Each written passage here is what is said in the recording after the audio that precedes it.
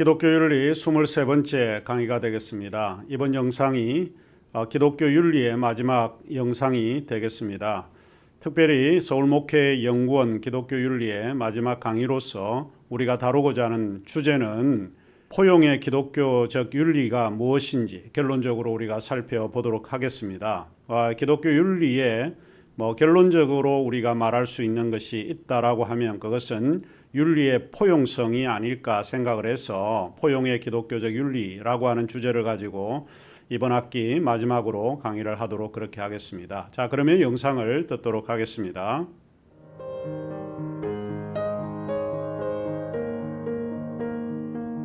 자, 포용의 기독교 윤리라고 하는 제목으로 제가 결론을 좀 내리고자 합니다.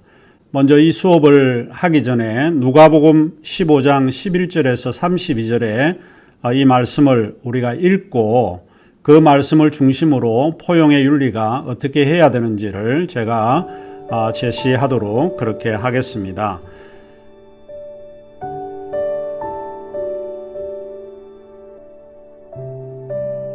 자, 그러면 제가 여러분을 대신해서 읽어 드리도록 하겠습니다. 또 가라사대 어떤 사람이 두 아들이 있는데 그 둘째가 아비에게 말하되 아버지여 재산 중에서 내게 돌아올 분깃을 내게 주소서 하는지라. 아비가 그 살림을 각각 나누어 주었더니 그 후에 며칠이 못되어 둘째 아들이 재물을 다 모아가지고 먼 나라에 가 거기서 허랑방탕하여 그 재산을 허비하더니 다 없이 한 후 그 나라에 크게 흉년이 들어 저가 비로소 궁핍한지라. 가서 그 나라 백성 중 하나에게 붙여 사니 그가 저를 들로 보내어 돼지를 치게 하였는데 저가 돼지 먹는 지엄 열매로 배를 채우고자 하되 주는 자가 없는지라. 이에 스스로 돌이켜 가로되 내 아버지에게는 양식이 풍족한 품꾼이 얼마나 많은고 나는 여기서 주려 죽는구나. 내가 일어나 아버지께 가서 이르기를 아버지여 내가 하늘과 아버지께 죄를 얻어사오니 지금부터는 아버지의 아들이라 일컬음을 감당치 못하겠나이다. 나를 품꾼의 하나로 보소서 하리라 하고 이에 일어나 아버지께로 돌아가니라. 아직도 상거가 먼데 아버지가 저를 보고 측은히 여겨 달려가 목을 안고 입을 맞추니 아들이 가로되 아버지여 내가 하늘과 아버지께 죄를 얻어사오니 지금부터는 아버지의 아들이라 일컬음을 감당치 못하겠나이다 하나. 아버지는 종들에게 이르되 제일 좋은 옷을 내어다가 입히고 손에 가락지를 끼우고 발에 신을 신기라. 그리고 살찐 송아지를 끌어다가 잡으라. 우리가 먹고 즐기자. 이 내 아들은 죽었다가 다시 살아났으며 내가 잃었다가 다시 얻었노라 하니 저희가 즐거워하더라. 맏아들은 밭에 있다가 돌아와 집에 가까이 왔을 때에 풍류와 춤추는 소리를 듣고 한 종을 불러 이 무슨 일인가 물은데 대답하되 당신의 동생이 돌아왔음에 당신의 아버지가 그의 건강한 몸을 다시 맞아들이게 됨을 인하여 살찐 송아지를 잡았나이다 하니 저가 노하여 들어가기를 즐겨 아니하거늘 아버지가 나와서 권한대 아버지께 대답하여 가로되 내가 여러 해 아버지를 섬겨 명을 어김이 없거늘 내게는 염소 새끼라도 주어 나와 내 벗으로 즐기게 하신 일이 없더니 아버지의 살림을 창기와 함께 먹어버린 이 아들이 돌아오매 이를 위하여 살찐 송아지를 잡으셨나이다. 아버지가 이르되 예 너는 항상 나와 함께 있으니 내 것이 다 네 것이로다. 이 내 동생은 죽었다가 살았으며 내가 잃었다가 얻었기로 우리가 즐거워하고 기뻐하는 것이 마땅하다 하니라.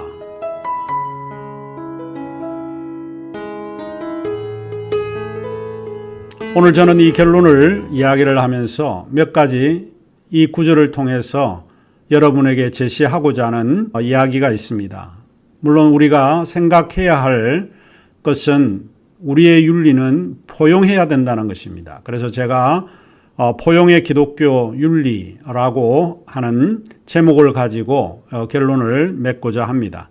첫째로 포용의 기독교 윤리는 타자를 끌어안기의 윤리입니다.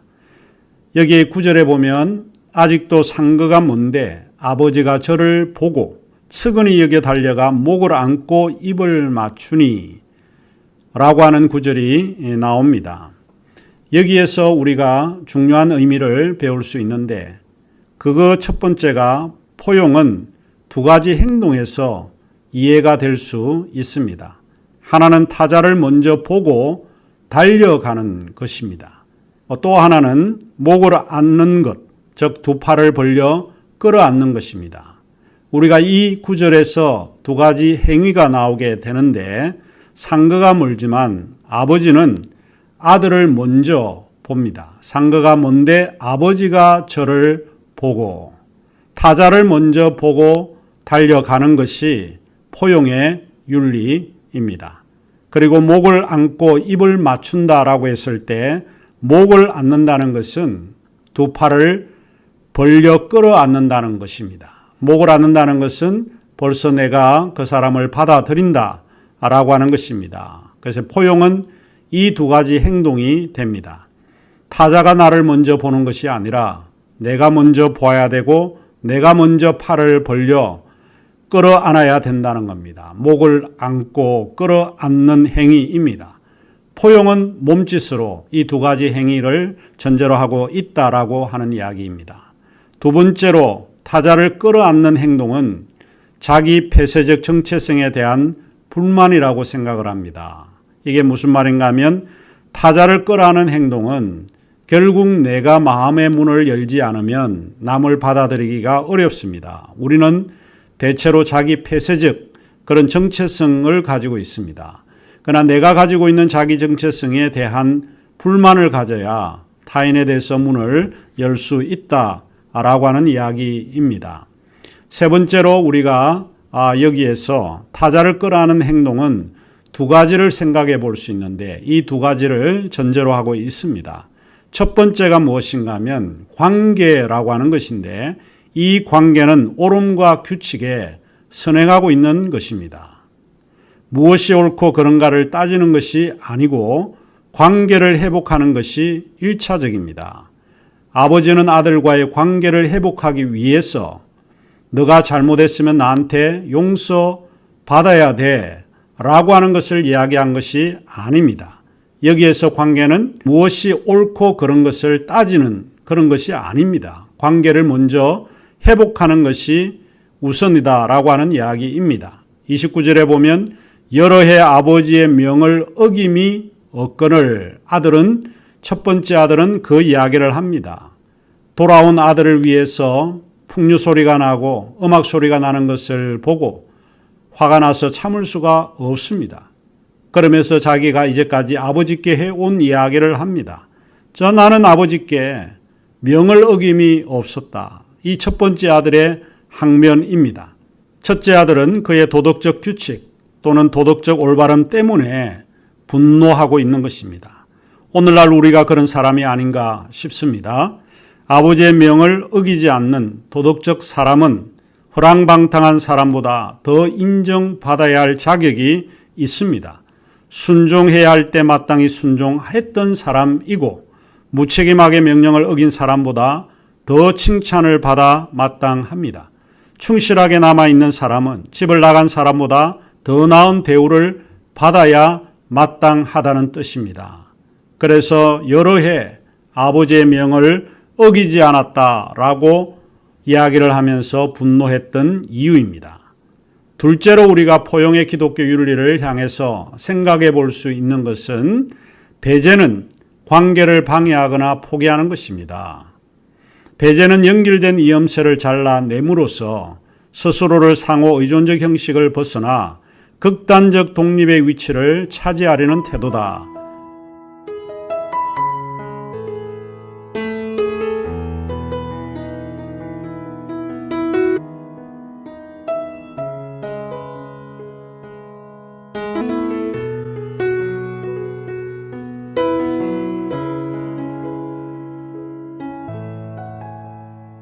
미로슬라브 볼프는 예일대학교의 조직신학 교수인데 그가 지은 배제와 포용이라고 하는 책에서 이런 이야기를 합니다. 배제는 쉽습니다. 관계를 끊으면 됩니다. 그거는 굉장히 쉬운데 배제는 관계를 방해하거나 포기하는 것입니다. 너무 쉬운 방법이라는 것입니다. 그런데 볼프는 그 이어서 이런 이야기를 합니다. 죄를 배제로 본다는 겁니다. 결국 배제하는 그 행위는 일종의 죄라고 규정을 합니다. 볼프의 책을 참조하시면 좋을 것 같습니다. 또 우리가 여기서 생각해 볼 수 있는 것은 포용의 기독교 윤리는 동일자에 저항을 하고 있다라고 하는 이야기입니다. 동일자, 동일한 정체성, 나와 같아야 한다는 것입니다. 우리가 예를 들면 왼손잡이들이 굉장히 많습니다. 왼손잡이들은 어릴 때부터 매를 맞고 오른손으로 글을 쓰도록 훈련을 받았습니다. 왼손잡이를 이해를 못한 거죠. 그거는 정상이 아닌 것으로 생각을 했습니다. 우리 사회는 이와 같이 다 나와 똑같아야 한다. 동일성만을 주장하는 사람들이 많이 있습니다. 둘째로 동일자는 존재의 다름과 차이를 받아들이지 않습니다. 타자의 존재를 받아들이지 않는 것이 동일자의 태도, 그러한 입장에 있는 사람들은 타자의 존재를 받아들이고 있지 않습니다. 셋째로 동일자는 자신의 기준을 강요하거나 충족시킨다고 볼 수 있습니다. 추방하거나 동화되거나 종속과의 폭력과 무관심을 생산하는 경우가 이와 같은 거라고 볼 수 있습니다.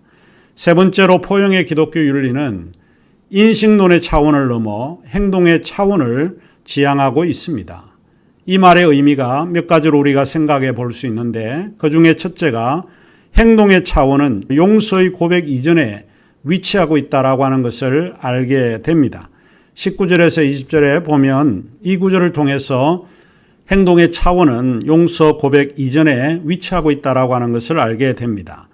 내가 일어나 아버지께 가서 이르기를 아버지여 내가 하늘과 아버지께 죄를 얻었사오니 지금부터는 아버지의 아들이라 일컬음을 감당치 못하겠나이다. 나를 품꾼의 하나로 보소서 하리라 하고 이에 일어나 아버지께 돌아가니라. 아직도 상거가 먼데 아버지가 저를 보고 측은히 여겨 달려가 목을 안고 입을 맞추니. 두 번째로 우리가 생각해 볼 수 있는 것은 관계는 악행에 대한 고백이 선행되는 것이 아니라 관계가 이루어진 다음에 고백이 이루어진다라고 하는 것을 배우게 됩니다. 20절, 21절에 보면 아버지가 저를 보고 측은히 이겨 달려가 목을 안고 입을 맞추니 아들이 가로되 아버지여 내가 하늘과 아버지께 죄를 얻어사오니 지금부터는 아버지의 아들이라 일컬음을 감당치 못하겠나이다.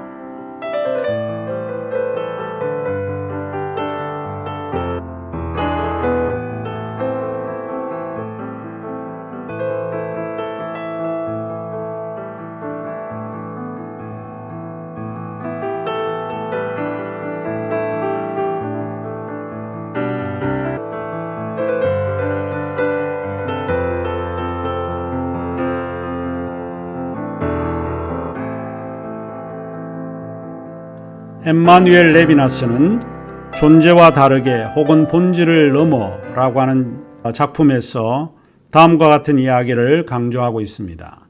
얼굴과 얼굴의 맞댐이란 의미의 원초적 사건으로 모든 규범적 자유와 의미를 제공하고 그리고 이성 그 자체의 조건을 해체하는 행위이다.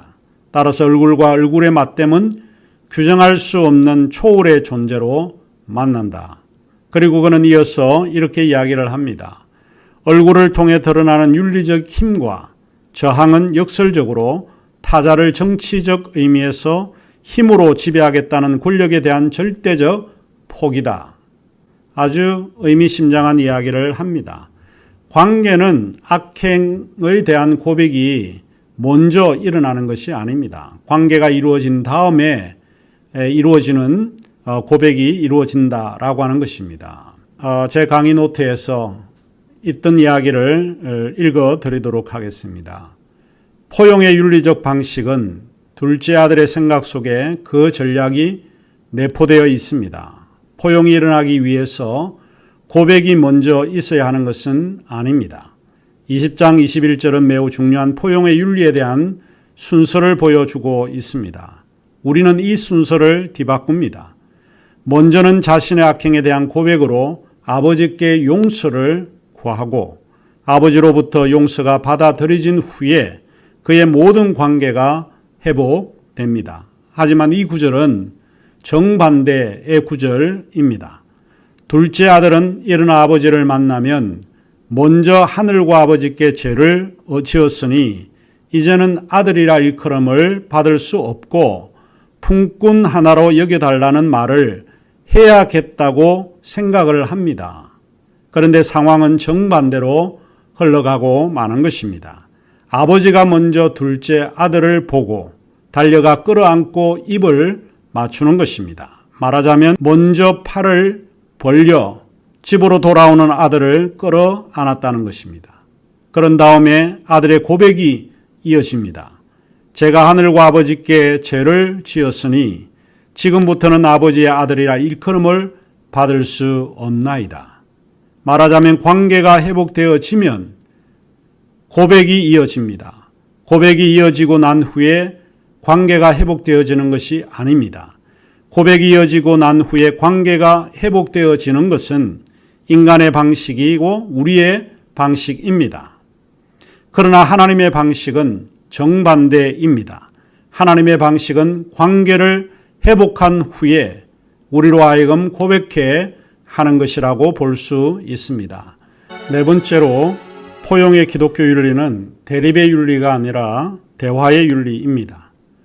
대화는 상대의 이야기를 경청하는 것이 가장 기본입니다. 내 말을 하는 것이 아니라 상대로 하여금 말을 하게 하고 우리는 그 말을 듣는 것입니다. 대화는 상대로부터 공감과 더불어 상처도 받게 됩니다. 대화는 항상 내가 받을 상처도 생각해야 한다는 것입니다.